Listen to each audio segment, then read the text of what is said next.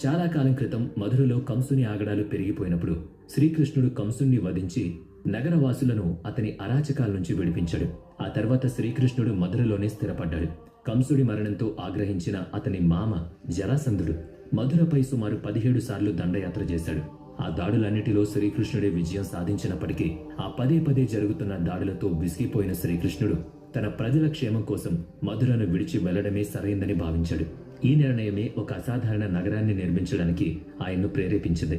ఆ నగరమే ద్వారక.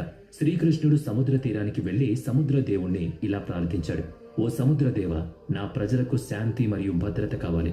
నేను ఒక కొత్త నగరాన్ని నిర్మించుకోవడానికి నీ నుంచి కొంత భూమిని ప్రసాదించు. దీంతో సముద్రుడు చిరునవ్వుతో శ్రీకృష్ణుడికి సముద్రం మధ్యలో 12 యోజనాల భూమిని, అంటే సుమారుగా 153.6 కిలోమీటర్ల భూమిని దానం చేశాడు. ఆ తర్వాత దేవశిల్పి అయిన విశ్వకర్మకు ఈ దివ్య నగరాన్ని నిర్మించే బాధ్యతను అప్పగించారు. ఆయన అద్భుతమైన నగరాన్ని నిర్మించసాగాడు. అక్కడ రాజభవనాల ఎత్తు ఆకాశాన్ని తాకుతున్నట్లుండేది. గోడలు బంగారంతో, నేల వెండితో చేయబడ్డాయి. నగరానికి నలువైపులా విశాలమైన ద్వారాలుండేవి. అందుకే ఈ నగరానికి ద్వారక, అంటే ద్వారాల నగరం అని పేరు. గాలిలో సుగంధభరితమైన పువ్వుల పరిమళం వ్యాపించుండేది. వీధుల్లో నెమళ్లు నాట్యం చేసేవి. మధ్యలో ఉన్న శ్రీకృష్ణుడి రాజ్మహల్ చూస్తే స్వర్గమే భూమిపైకొచ్చిందా అనిపించేది. నగరంలోని రహదారులను నేరుగా ఓడరేవుకు చేరే విధంగా నిర్మించారు. సముద్ర వాణిజ్యం కోసం ప్రత్యేకమైన రేవులు నిర్మించబడ్డాయి. ఇక్కడ ఓడలు సులభంగా వచ్చి వెళ్లేవి. నగరానికి నీటి సరఫరా కోసం నీటిపారుదల వ్యవస్థ ఉండేది. ఇది ఆ కాలంలో చాలా అరుదుగా పరిగణించబడింది.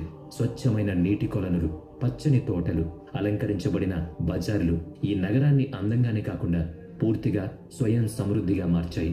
భాగవత పురాణం ప్రకారం ద్వారకలో చంద్రకాంత శిలలు, వజ్రాలు, మణులు, బంగారంతో నిర్మించిన 900 కంటే ఎక్కువ భవ్యమైన రాజమహల్లు ఉండేవి.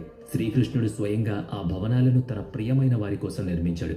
బలరాముడు, రుక్మిణి, సత్యభామ, జాంబవతి మరియు ఇతర రాణుల కోసం వేర్వేరు రాజభవనాలుండేవి.